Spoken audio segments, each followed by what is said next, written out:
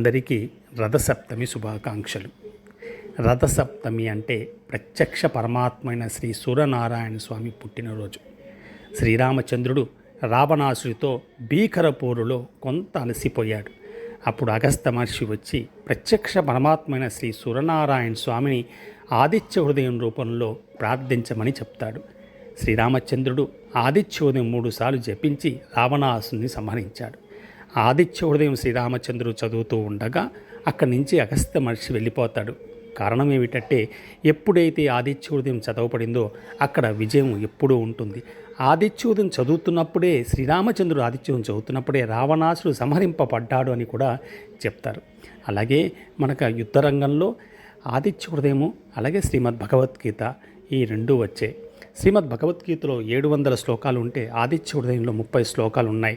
కానీ ఈ రెండుటి చదవడం వల్ల ఒకటే ఫలితం ఉంటుంది అని చెప్తారు. అలాగే ఆదిత్య హృదయం మనం 3 నిమిషాల్లో చదవచ్చు. సూర్య ఉదయానికి కానీ సూర్య అస్తమయానికి కానీ తీసుకునే సమయం 3 నిమిషాలు. జై శ్రీరామ్, జై శ్రీకృష్ణ, జై శ్రీరామకృష్ణ.